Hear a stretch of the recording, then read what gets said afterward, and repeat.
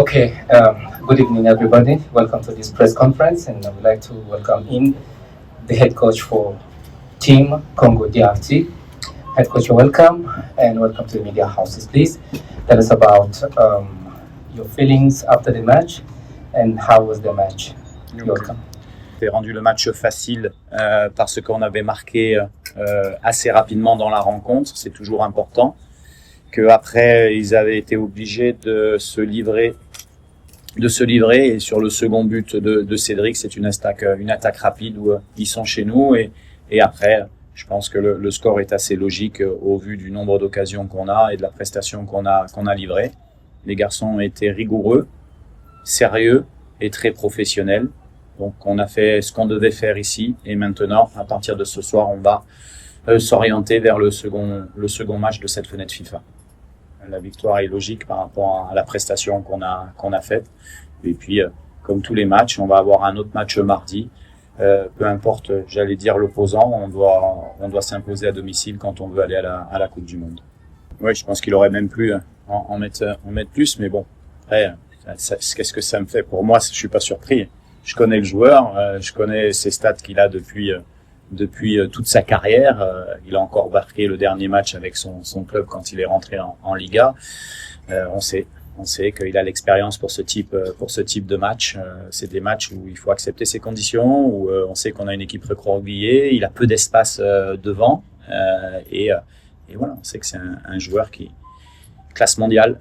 Et il l'a montré aujourd'hui. Et au niveau des attaquants, oui, c'est bien. Je l'avais dit, c'était un axe de progression pour notre équipe. Et quand nos attaquants marquent, oui, c'est toujours intéressant. Chaque match avait sa vérité et qu'on était concentré sur le prochain match, quel que soit l'adversaire, et que pour moi, la qualification se jouera jusqu'à la dernière minute du dernier match.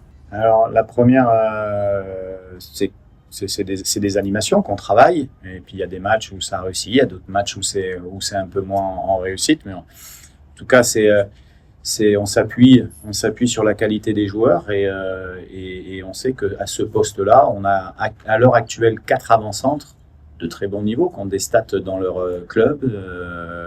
Donc, on sait que dès qu'on va les mettre dans de bonnes dispositions, on va être dangereux. C'est ce qui s'est passé avec Cédric. Après, au sujet de Noah, je pense qu'on est cadre dans une équipe nationale à partir de combien? 35, 40 sélections peut-être, je sais pas. Mais ce sont des jeunes qui ont fait le choix du pays très tôt. Ça a de la valeur, comme Wissa, comme d'autres. Et donc il a sa chance. On l'avait fait démarrer remplaçant. Il avait fait de la Guinée, après il avait fait un peu l'Éthiopie. Après, donc c'est pareil. L'intégration est aussi pour ce type de jeunes joueurs importante en équipe nationale. Pourquoi on l'a mis aujourd'hui? C'est parce que déjà il est en forme.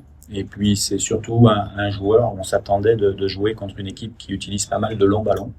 Et on pensait que le mettre à la récupération du second ballon était important pour nous, parce que c'est un joueur qui gratte beaucoup de ballons, mais surtout une fois qu'il l'a récupéré, c'est l'utiliser pour ressortir de la densité, pour bien l'utiliser. Voilà. Donc voilà, c'est un profil qui est intéressant et qui peut soit débuter les matchs, soit rentrer en cours de match. Donc, mais c'est bien, c'est ce genre de match il n'en a pas fait beaucoup. Ça, c'est des matchs vraiment ce qu'il faut gérer, terrain synthétique, beaucoup de supporters de l'équipe adverse, une équipe qui est très motivée.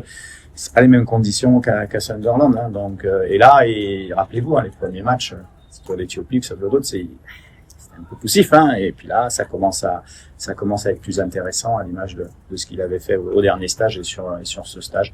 Après, sincèrement, j'ai un groupe 25 joueurs, quels que soient ceux qui sont sur le terrain, ceux qui ne sont pas sur le terrain, donnent du courage, donnent de la motivation. On est vraiment on a une cohésion très forte, parce que notre seul objectif, c'est que le Congo gagne.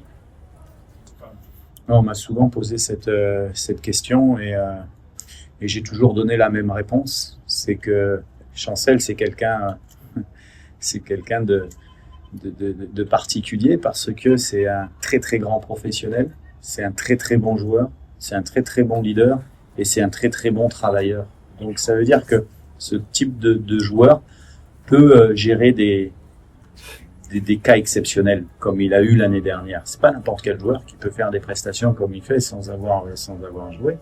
Nous, on n'est pas fous. On évalue tout ça.